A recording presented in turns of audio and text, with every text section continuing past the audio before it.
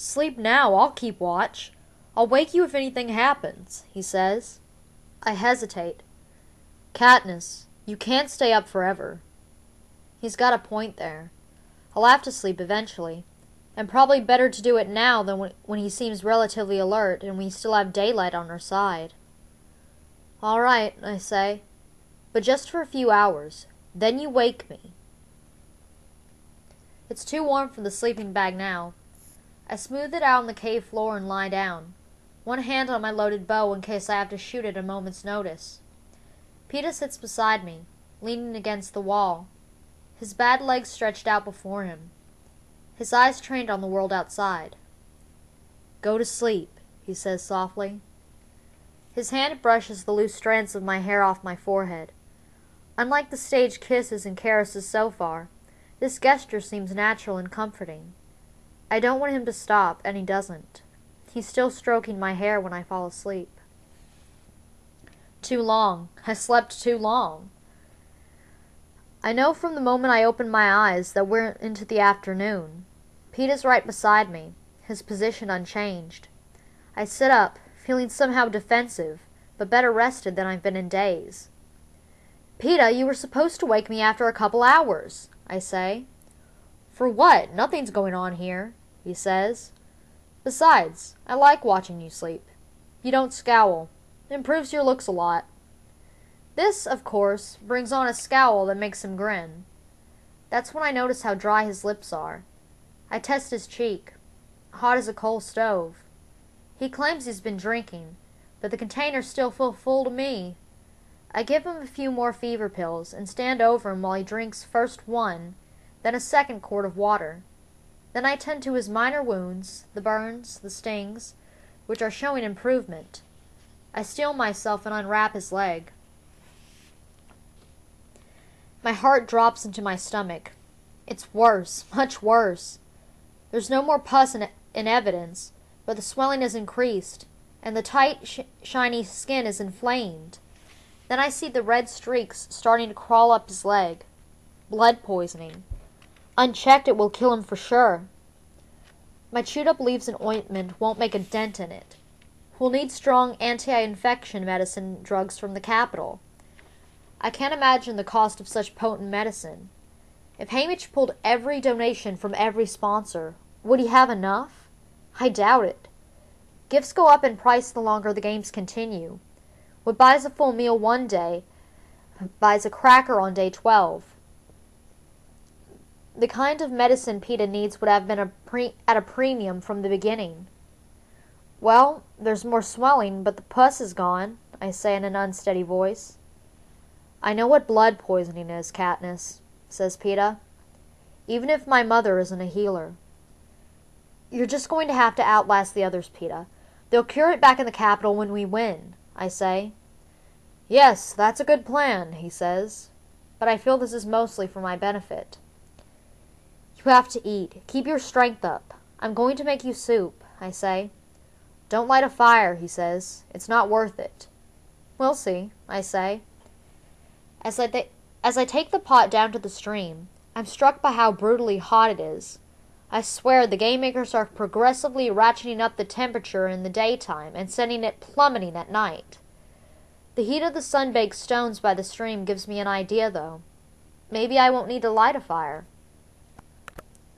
I settle down on a big flat rock halfway between the stream and the cave.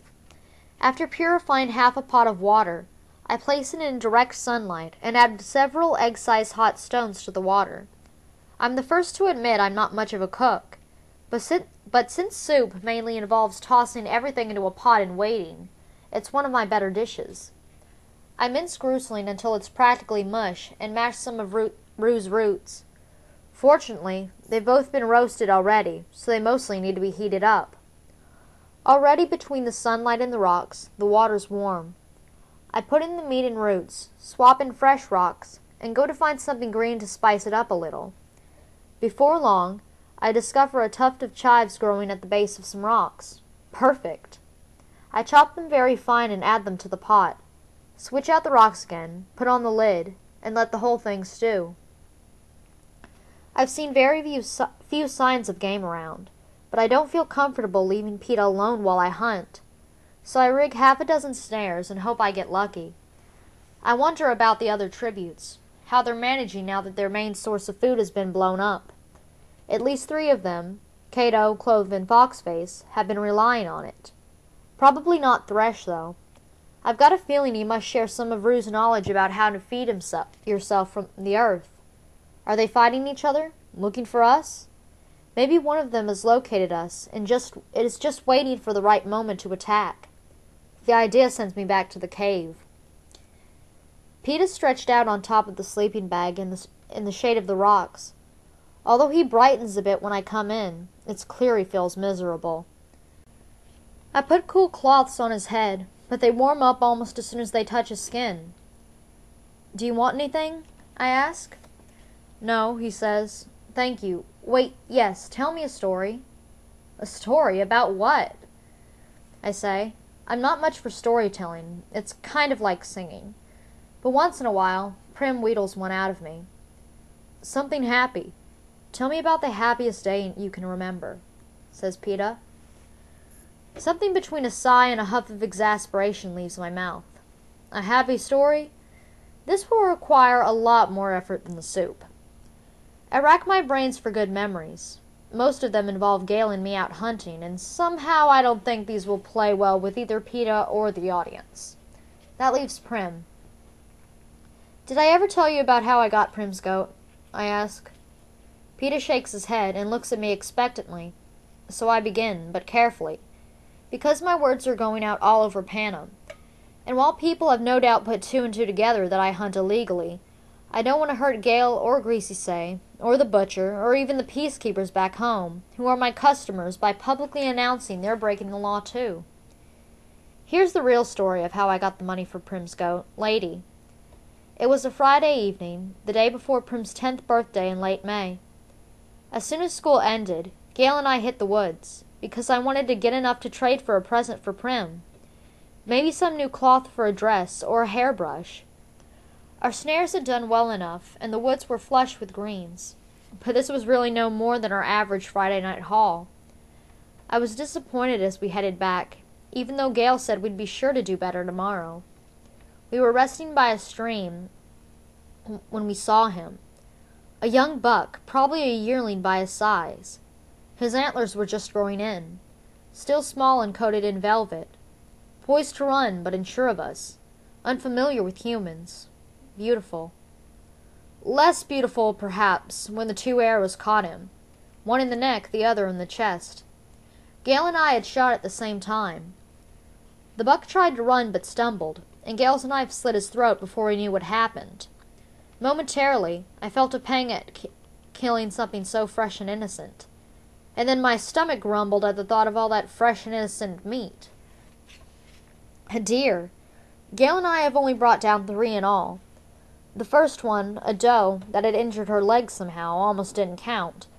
But we knew from that experience not to go dragging the carcass into the hob.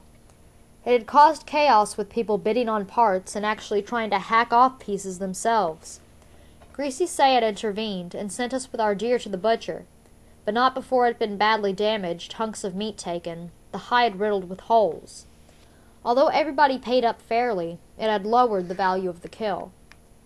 This time, we waited until dark fell and slipped under a hole in the fence close to the butcher. Even though we were known hunters, it wouldn't have been good to go carrying a 150-pound deer through the streets of District 12 in daylight like we were rubbing it in the officials' faces. The butcher, a short, chunky woman named Ruba, came to the back door when we knocked. You don't haggle with Ruba. She gives you one price, which you can take or leave, but it's a fair price. We took her offer on the deer, and she threw in a couple of venison steaks we could pick up after the butchering. Even with the money divided in 2, neither Gale nor I had held so much at one time in our lives. We decided to keep it a secret, and surprise our families with the meat and money at the end of the next day. This is where I really got the money for the goat, but I tell Peta I sold an old silver locket of my mother's. That can't hurt anyone. Then I pick up the story in the late afternoon of Prim's birthday. Gale and I went to the market on the square so that I could buy dress materials. As I was running my fingers over a length of thick blue cotton cloth, something caught my eye.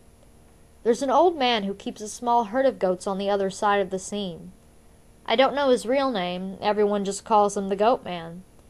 His joints are swollen and twisted in painful angles, and he's got a hackling cough that proves he spent years in the mines. But he's lucky. Somewhere along the way, he saved up enough for these goats, and now has something to do in his old age besides slowly starve to death. He's filthy and impatient, but the goats are clean, and their milk is rich if you can afford it. One of the goats, a white one with black patches, was lying down in a cart. It was easy to see why. Something, probably a dog, had mauled her shoulder, and an infection had set in. It was bad. The goat man had to hold her up to milk her, but I thought I knew someone who could fix it. "Gail," I whispered, "I want that goat for Prim." Owning a nanny goat can change your life in District 12. The animals can live off almost anything. The meadow's a perfect feeding place, and they can give 4 quarts of milk a day. To drink, to make cheese, to sell. It's not even against the law. "She's hurt pretty bad," said Gail. "We better take a closer look." We went over and bought a cup of milk to share, then stood over the goat as if idly curious. "Let her be," said the man. "Just looking," said Gail. "Well, look fast. She goes to the butcher soon. Hardly anyone will buy her milk, and then they only pay half price," said the man. "What's the butcher giving for her?" I asked. The man shrugged. "Hang around and see." I turned and saw Ruba coming across the square toward us. "Lucky thing you showed up," said the goat man while she arrived. "Girl's got her eye on your goat." "Not if she's spoken for," I said carelessly. Ruba looked me up and down, then frowned at the goat. "She's not. Look at that shoulder. Bet you half the carcass will be too rotten for even sausage." "What?" said the goat man. "We had a deal. We had a deal on an animal with a few teeth marks. Not that thing. Sell her to the girl if she's stupid enough to take her," said Ruba. As she marched off, I caught her wink. The goat man was mad, but he still wanted that goat off his hands. It took us half an hour to agree on the price. Quite a crowd had gathered by then to hand out opinions. It was an excellent deal if the goat lived. I'd be robbed if she died. People took sides in the argument, but I took the goat. Gail offered to carry her. I think he wanted to see the look on Prim's face as much as I did. In a moment of complete giddiness, I bought a pink ribbon and tied it around her neck. Then we hurried back to my house. You should have seen Prim's reaction when we walked in with the goat. Remember, this is the girl who wept to save that awful old cat, Buttercup. She was so excited she started crying and laughing all at once. My mother was less sure, seeing the injury, but the pair of them went to work on it, grinding up herbs and coaxing brews down the animal's throat. "They sound like you," says Peeta. I had almost forgotten he was there. "Oh no, Peeta, they work magic. The thing couldn't have died if it tried," I say. But then I bite my tongue, realizing that what that must sound like to Peeta, who is dying, in my incompetent hands. "Don't worry, I'm not trying," he jokes. Finish the story. Well, that's it. Only I remember that night, Prim insisted on sleeping with Lady on a blanket next to the fire. And just before they drifted off, the goat licked her cheek, like it was giving her a good night kiss or something, I say. It was already mad about her. "Was it still wearing the pink ribbon?" he asks. "I think so," I say. "Why?" "I'm just trying to get a picture," he says thoughtfully. "I can see why that day made you happy." "Well, I knew that goat would be a little gold mine," I say. "Yes, of course I was referring to that. Not the lasting joy you gave your sister you loved so much you took her place in the reaping," says Peeta dryly. "The goat has paid off for itself several times over," I say in a superior tone. "Well, it wouldn't dare do anything else after you saved its life," says Peeta. "I intend to do the same thing." "Really, what did you cost me again?" I ask. "A lot of trouble. Don't worry, you'll get it all back," he says. "You're not making any sense," I say. I test his forehead. The fever's going nowhere but up. "You're a little cooler, though."